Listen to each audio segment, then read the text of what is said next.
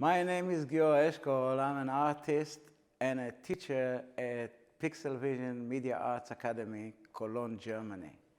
And today I'm going to show you how I teach my students to draw the face of human from even any possible way, easy, methodically, step by step, and then creating a template in which you can draw intuitively on top of it, and then you are free.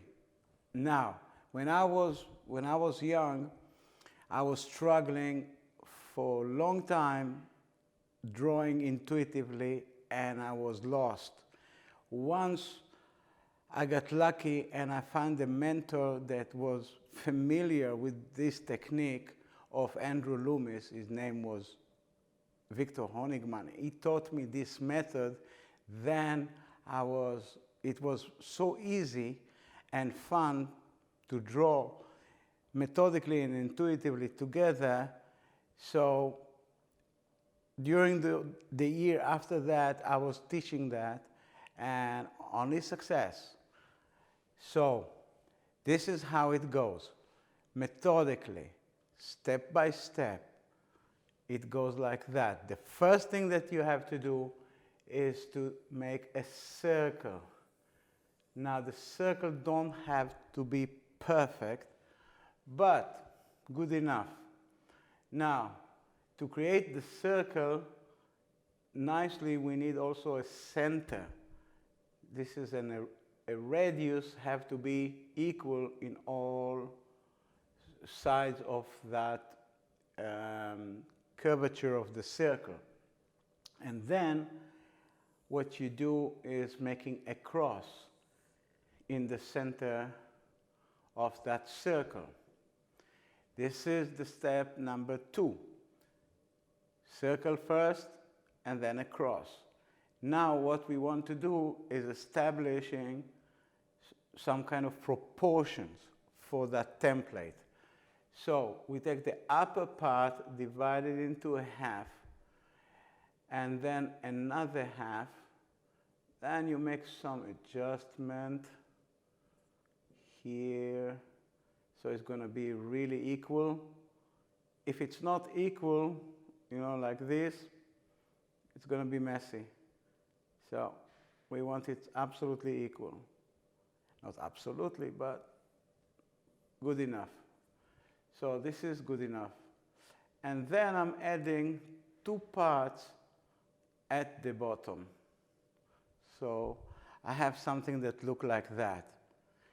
This is, you can do it, anybody can do it. Anybody can make a circle, anybody can make a cross, anybody can make that proportions parts of it. And then you go to the next step. The next step is you divided the face into proportional parts that are equal. And since the time of Leonardo da Vinci, most of the artists follow this, that the parts of the chin and the nose and the brow and the hairline are equal. And this is exactly why we divide it like this. So we have like 1, 2, 3, 4, 8, 10 parts. So 10 parts, if I take 3 and 3 and 3, I have 3 and 3, this is equal parts, and then the third for the top of the head. So here's the top of the head. So this is going to be my hairline, and this is going to be my brow line, which is, and this is going to be the nose line and the chin line. Now that we have that, what we want to do is create the eye line and the mouth line. Now the eye line, which I'm going to mark as a broken line, this is eye line, and then at the bottom of the circle is going to be my mouth line. So you can see that the mouth position is actually 1/3 of the distance between the nose and the chin. So this is my mouth line. And this is the proportion part of it. Now, the next thing that I would like to do is to drop a line from the brow line just down. And the thing is, now you can see that it looks like a skull. And that means you're on a good way. And then we like to start putting the parts together. So like the eye, mouth, nose, and what have you. I would like to start with the brow line. So over the brow, into half of the way to the eye line, which is this part over here. This is the deepest part here. Then it's go up to the nose and back to the brow. So I go up here to create the brow. And then from here, I'm going to put down a nose line. Now, the distance here is just about the same distance there. And we need, for the nostril, another half of it on the other side. So we have it like that, and then you go vertically up the same distance as from the base of the nose up, like in a square manner, like this. And create the nostrils up to that point here. Just a line for now. Later on, we're going to go to the details of each part of the body. Now, I'm clipping the nose in a circular fashion, like that. And this is good enough for the template of the nose. I erase the lines that I don't need right now and continue on with the front of the mouth. Now, the place where I wanted to start at the mouth is just a little bit forward from that baseline of the nose. Just a little bit. So we eventually have like halfway from that point to the nostrils and the tip of the nose. Now, I'm making it a little bit curvy, 2/3 of the way to the mouth, little bit curvy, and then curve the other way around to the mouth line, this way. This line is not necessary anymore. Now, the bottom lip, again, I make it like a circle, and then I extend it with straight line, so it's going to kind of reach almost the line of the chin. And then I'm making like a shallow triangle or an arrow, make it a little bit round, and I have that. The next thing that I would like to do, but against the order it doesn't, not so important, is to take that point where the nose line is hitting the circle and go vertically up through the brow line. So the ears are positioned between the bottom of the nose and the brow, in that part, that third part of the center. And then half of this distance, I make a cube, and in this cube, I'm going to transplant the ear later. Again, one of those things why these equal parts are so important, because what I want to have here is an average person, not a unique person. So once I have an average person, then any deviation of that averageness is going to create a unique person. So if I'm going to modify that part, it's going to have center part that's going to make a person unique, or make it smaller is going to make a person unique, and so on. But the idea is to create something that is absolutely average, and then you can look for the differences from the average. So you have a point of reference in which you can start to exploring, looking at people and say, oh, this person have this longer, or this smaller, or whatever. But you must have a point of reference. This is why it's important to create something that is absolutely average.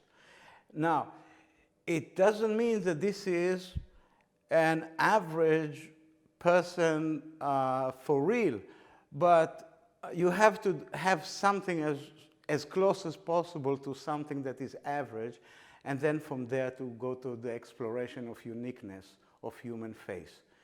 Okay, so now this line is no longer necessary for us for now, and I would like to continue with the jaw.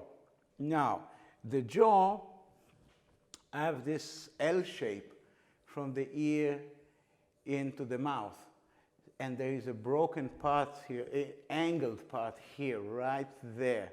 And if you look, it's right on the mouth line. So if this is the mouth, and this is the jaw that comes from the front of the ear, you can take it, and this is where it's breaking in angle, and it's going toward the chin. Now, where it's meet that line of the chin is kind of, again, the same distance as this. So the chin is going to be something like that here. Now, with that we have the jaw, we can eliminate this line over here and go for the eyes. The position of the eye is very important because you don't want the eye here or there. You don't know where they're going to be.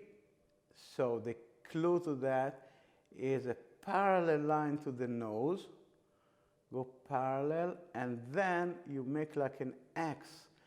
So this line of the eye is actually made from a sphere. So this is the bottom of the sphere. This is why it's curved like this. So now that we have that, we create the lower eyelid and the upper eyelid. And we're going to give them some depth. Make sure that they are forward from the line of the iris or the eyeball so they can close. If they're going to be too close here, the eyes will be stuck. So we have the upper and lower eyelid, and then I'm going to make the hood that's going into the direction of the eyebrow. This is where the hood is going. But it's going in a little curvature, so here it's getting closer and then it goes up. And this is the limit of the eyebrow. Halfway, it's broken. So we have some kind of I call it like head of the eyebrow, body of the eyebrow, and tail of the eyebrow. And this is how I break it. I break the eyebrow into kind of different shapes of the eyebrow itself. So once I have the eyebrow, this is the important part where it's breaking. Why? Because in this part, the skull is breaking in. So this part, you want to kind of emphasize. It depends on the drawing. Sometimes you want to emphasize it strongly, sometimes not. Anyway, once you have the eye position correctly, you drop the line into the mouth, and this is going to be where the mouth is stopped, or the edges of the mouth. Now, once I have that stop, I can continue the line of the mouth, and I start from the bottom lips, and I continue in a circular way halfway through to the stop, come down like a sinusoid, and up, back again, and to that stop this way. So I have now the mouth established. Another important line that comes after that you want to have is the cheek line. And this is coming from the top of the nostrils, and it's going around the stop of the mouth and joining. It depends as you age, it's look more prominent, this line here. But for young people, it's broken like that. But the direction is to the chin. And then what you want to curve it the other way around, close to the nose. To curve it so it's going to take the curvature of the cheek, sort of. Okay. So we have that. I'm going to make the base of the eye socket and then the bone right here. Another thing is you want the line of the upper eyelid to dominate the line of the bottom eyelid. And this is because of gravity. Usually the eyes are ending like this. But when you have this gravity, this line is falling down for the upper lid, so it's become dominating the bottom. So you want to make sure that if the eyes are not open wide, the upper line is the line that is dominating the upper eyelid. And now, for the ears, it goes like this. I know there is a lot of people and artists struggling with the ears, and it's so simple to do. Actually, what you want to do is like 3 or 4 steps. That is very easy. You have a rectangle here that is kind of like 2 cubes, one on top of the other. And then you take half of the way from the height and half of the way from the width, connect it together, clip it. So now you have something that I call a frame. So once you have the frame, you can continue to the next thing to make it easy. And this is the leption of the ear. And you want to make a complete circle nicely and kind of taking the whole area. Don't just do a small one. Make a big one and nicely, like that. And the third one is a 9, like a number 9, but not closed number 9, but number 9 open, and I show you. It's going like this to halfway through of the ear, and you go like that, leave it open. Because here you have another, this will go like a cylinder around and then blend with the inside of the ear. So here you have another cylinder that is going this way, like kind of a trumpet or trombone or something like this. It's also some kind of a cylinder, go like this, and then it's go a little bit inside this cylinder. So you have shadow here and a little bit of a wrinkle here as it goes inside this cylinder. So this is going to be a deep point here, and this is going to be deep as it's going inside. Now to complete the ear, you need something that I think is protecting the ear from wind. So I call it a windshield. It's like this. And then this is dark, as at that point, this is the point in which point of entry into the inner ear. So this is going to be dark, and voila. You have the structure of the ear in a very simple way explained, and everybody can do it once you get used to this idea. Now we're going to get into the details of the ear, the eye, the nose, and the mouth, the brow, the hair, and everything in details later, in a very detailed fashion. But right now what we want to have template, and anybody can do that in a very, very easily. Now, the next thing that I just want to finish a little bit of the throat. I'm just drop a line here for the neck muscle.